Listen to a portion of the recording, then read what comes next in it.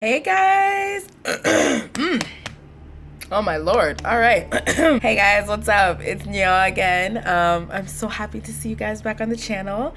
I hope you will.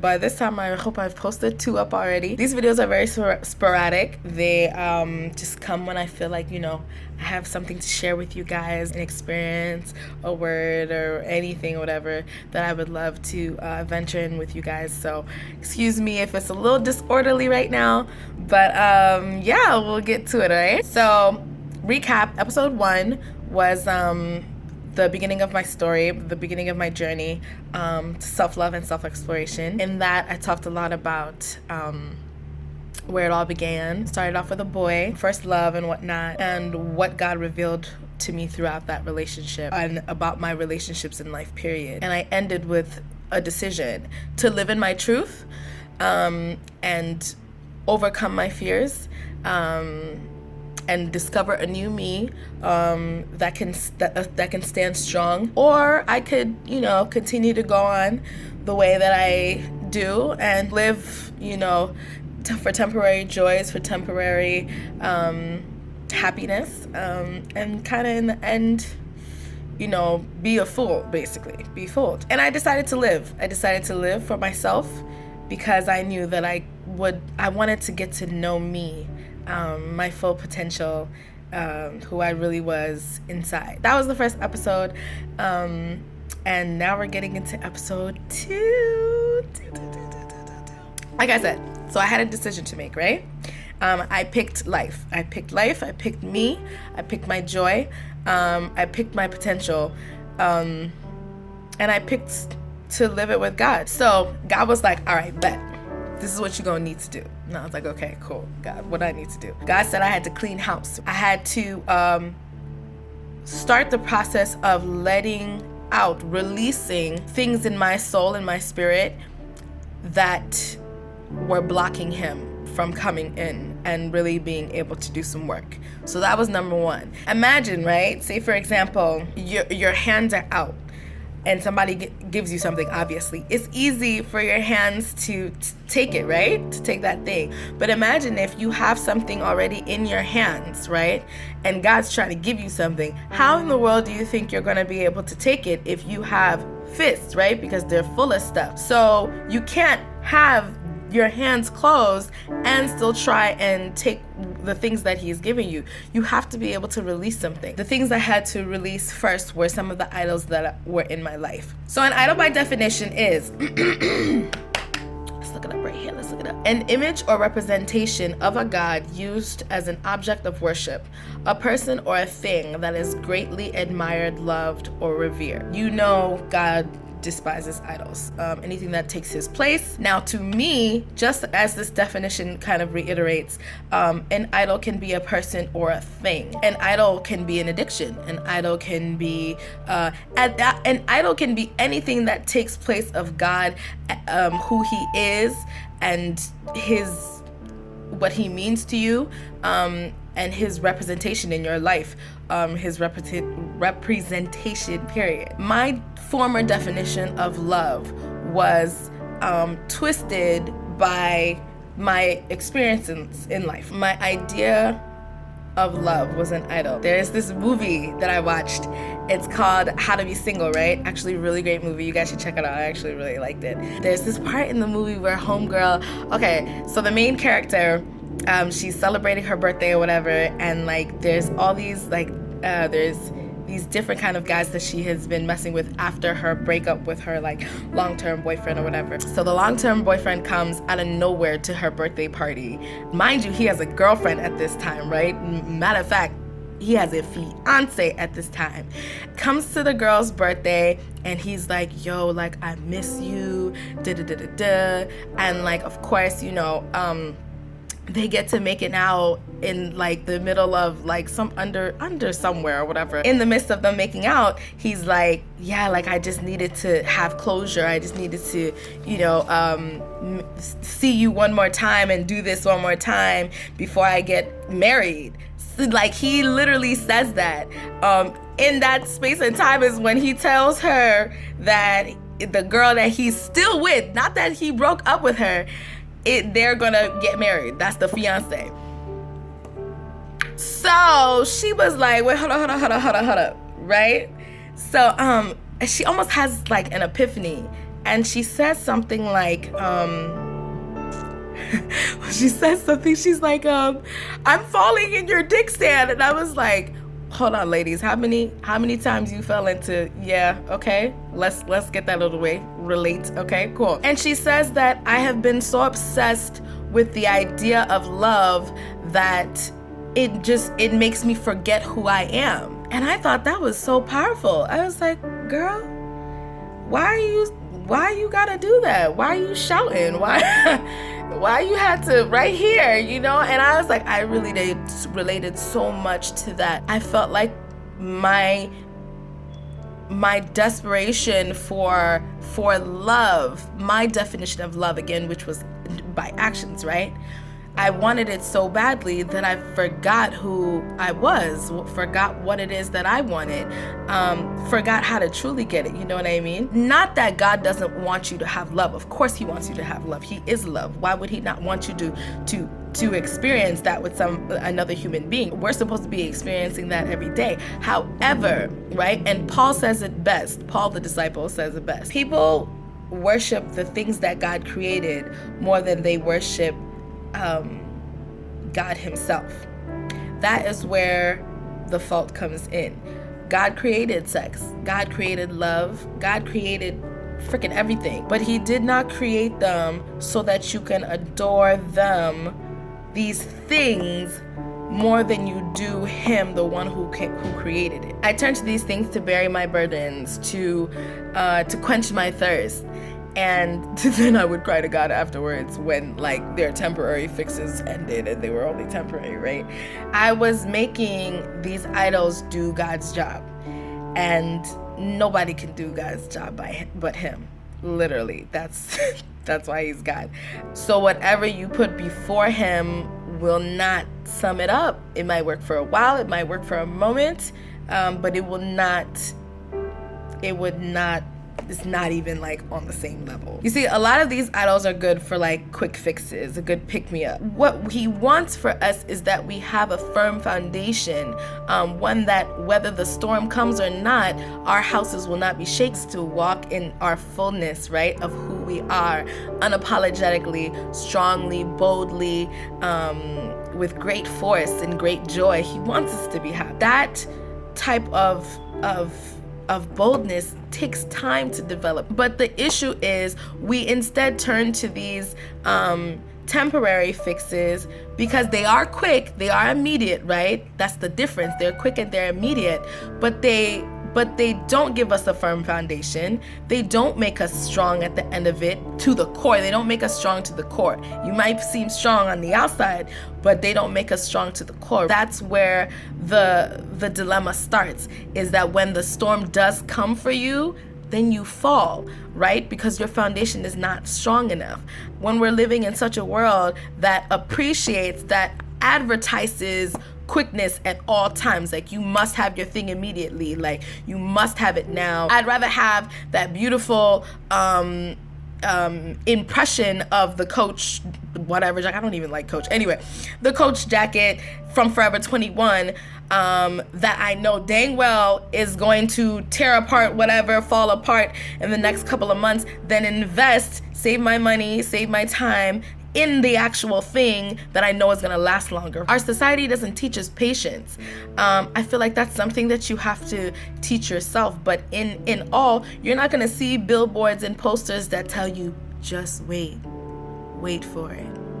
You got it. No, you're not going to see that. You see, pick it up tomorrow. Get it now. Call, in 2 seconds, we'll be at your door. It's almost systematic in a way. And at the same time, you know, all these temporary fixes, what they also do is they make us lazy. You know, we don't work as hard. We don't need to work as hard to get anything because it comes like that. We are governed to work just as hard as we should to get back. Very rarely do you see preached anywhere publicly in the masses that, like, you know, work hard, work this hard and you will get this thing. We just work hard enough to survive. So we're impatient, and we also don't like to work hard. Tying all of that back to my situation, these are the reasons God revealed to me that these are the reasons why I needed to get rid of these idols, because they weren't, even though at times I felt like they were solving something, they truly weren't. In fact, they were making things worse. I had to get rid of them because I could no longer depend on them.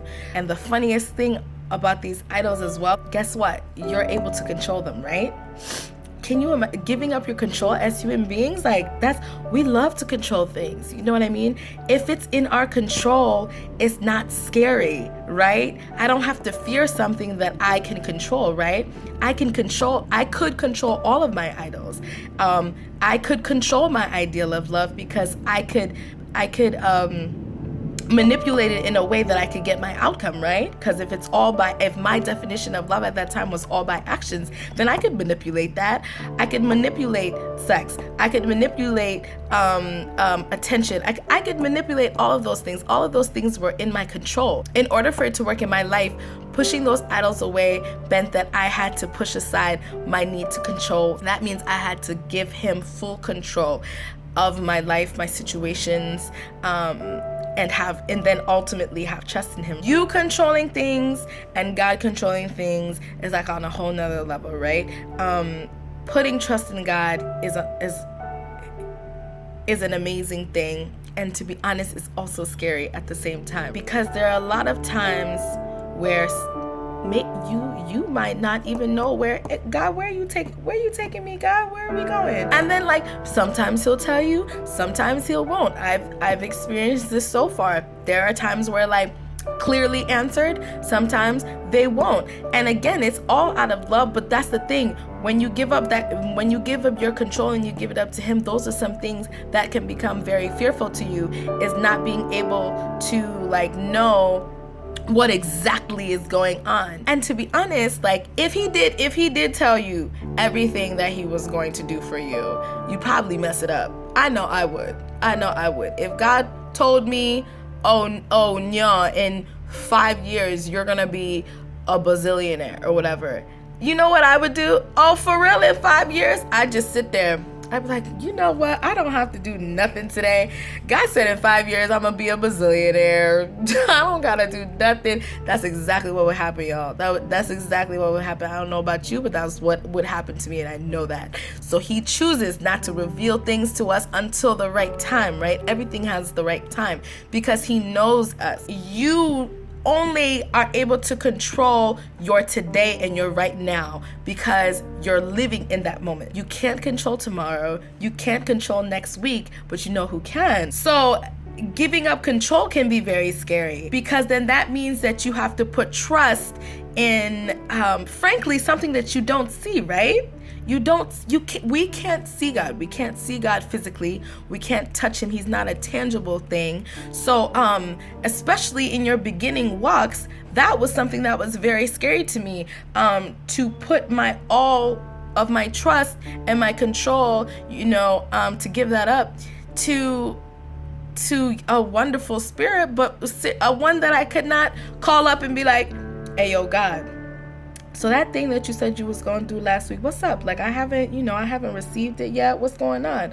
Or knock on his apartment, track him down through Facebook. Like, you can't do that with him. But if you are taking the steps to then give up your control, you have to trust in him and trust in his time. Being able to transition from putting my trust in things that I knew I could control, that were in my control, therefore would give me the outcomes that I wanted, to now putting my trust and giving up my control in something that I don't know the exact outcome, but I had to trust and believe that regardless of what it was, he loves me through it all, and everything is for my good. So you have to trust and believe that. Now, how do you trust and believe something like that, right? I'm about to tell you, because this is what was going through my mind. I started a journal where every day I would write down things that were like evidences of God to me. Waking up in the morning, having breath, my body functions, I have health, like, you know, you work your 9 to 5, you got children, you don't got children, like, you had food to eat today, you had something to eat today, you had time to run around, do all your little things, whatever, you had legs to move on those things that you had to do today. Like, those are all blessings, because guess what? They could definitely be taken away. So I write all of those things down, and I do this to remind myself that He moves in everything that I do. It is sad, like, you know, that like we have to do this. Sometimes we forget, just like the children of Jerusalem. They forgot who took them out of Egypt every time. Me and my best friend were reading that chapter. Side note, we would laugh every time, like the people would complain, oh, we don't got meat to eat. Not that they didn't have food, they didn't have meat. So it was like they were bougie. They were like, we don't have meat to eat. So we don't have meat to eat, God. Oh, we had so much meat in Egypt where we were enslaved for umpteen years and did dirt for them or whatever. But anyway, they forgot all about that. They just wanted some meat. So yeah, we want some meat, God. Oh, you should send us back to Egypt. At least in Egypt, we had this and that and that. But to be honest, how many times do we do that, guys? We forget, right? We forget a lot about the things that God has done for us. So I think the best way to start with strengthening your faith, and it's a little thing to do, like, you know, at least it's a start, is to write down the actions, the things that you have experienced so far that you know God has been a part of. There is nothing in this life that you can boldly say that God wasn't a part of. There isn't. Whether you want to call it God or the universe or whatever, because you can call it whatever you want to call it. The point is, the name might change, but the being does not. Identifying this foundation and trust in God will help you to open your heart more. That's what happened to me. Once I was able to track these things, it became such a habit that I didn't have to track them anymore. I just started to see them in my everyday movement, right? Then before you knew it, I started to then give Him more and more of my trust. My heart became more and more open to Him, and my ears became more and more open to listening to what it is that He had to say, and a relationship started to form. No relationship is secure without a foundation of trust. These were my ways of understanding how God communicated His blessings and Himself in my life. So before you knew it, when this relationship was formed from these like little affirmations of like, you know, Him being a part of my life, I just genuinely grew an interest of wanting to know Him more. I wanted to know Him more because knowing Him more meant that I would know me more. I remember one time at FCBC, Reverend Lakeisha was doing her sermon. She mentioned saying that if you're on the journey to finding yourself, you will find God. If you find God, you will find yourself. And I wanted to know me. I wanted to, like I said in the last video, I wanted to know me apart from all these things that I thought made me who I am, that affirmed me, that gave me confirmation of who I thought I was. I wanted to know from the Creator Himself who I was. And before that could even be answered, I had to trust in Him. I had to give Him control of me. I had to let Him inside. I had to then make way for Him inside so He could work within me. Definitely wanted to put you guys up to speed with how everything is going right now. And I'm hoping the videos after this will definitely be more of a conversation as to how we all can move forward and you know, speak to one another, ask each other questions, share experiences. Let me know what you guys are thinking. Let me know what you guys would like to hear. Like maybe what part of my story so far would you like me to elaborate on? At this point, it has nothing to do with me. We're meant to share our trials and our testimonies and the things that we were able to overcome because it's going to help someone else. You got to live in your story. Don't run away from it. Live in your story. It made you who you are. It makes you who you are today. but that doesn't mean that it finishes it for you. So that's the best part. Yeah, so let me know what y'all thinking or whatever. I seriously hope to hear from you guys. And yeah, I'll talk to you later. Bye.